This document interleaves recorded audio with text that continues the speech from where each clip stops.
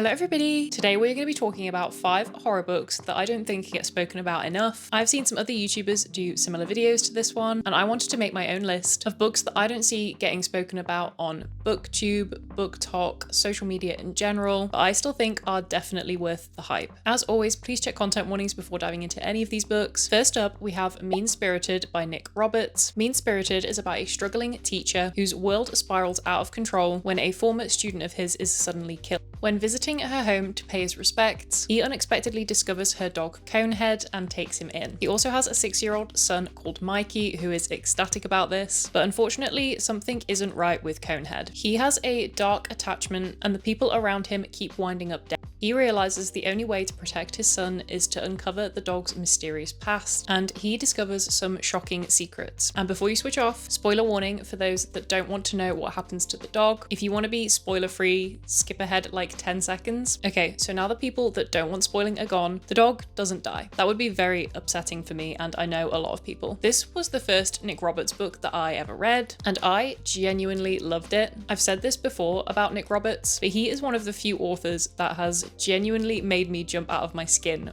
while I was reading. There's only a few times that has happened to me, so props definitely get given for that. Then next up we have a wild one, so be warned. Sister, Maiden, Monster by Lucy Snyder. This story is set during an apocalyptic event in which the world and everyone in it are being transformed in nightmarish ways, and it's told through the eyes of 3 women trying to survive. We have Erin, Savannah, and Minerva. Erin was once a quiet and closeted woman that suddenly develops a strange appetite for a woman and her brain.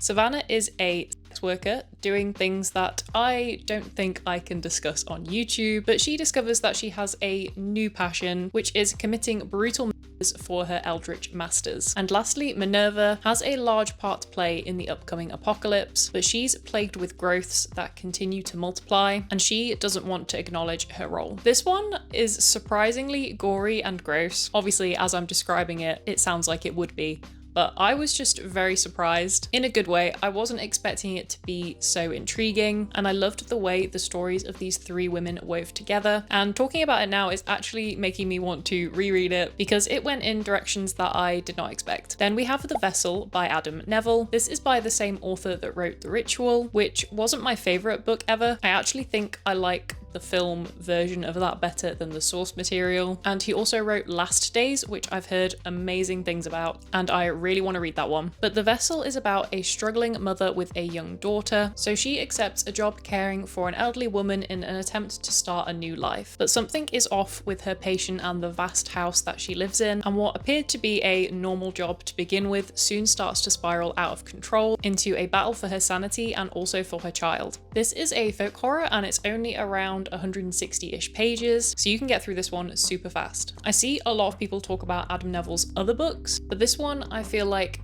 doesn't get spoken about nearly as much, but is actually my favourite of his that I've read so far. The next book is Guillotine by Delilah S. Dawson. I describe this book as a mix of Ready or Not meets Saw. It's about a fashion enthusiast, Des, who is dating a rich boy called Patrick in a desperate attempt to meet his mother, who is the editor-in-chief at a very prestigious fashion magazine that Des believes she wouldn't stand a chance of getting a job at through traditional means. So when her boyfriend invites her to his next family getaway at their very fancy lake house, she's certain she can put up with him long enough to ask for an internship. When she arrives, she gets a glimpse of how the 1% live, but for decades this family has made their servants sign contracts and treated them terribly, and with nothing else to lose, they decide their only route is to get rid of this family once and for all. This is a eat the rich story, obviously. Like I said before, it very much reminds me of Saw in some aspects without giving too much away, and it also has that dark humor edge to it, which I love, very similar to Ready or Not, and I've also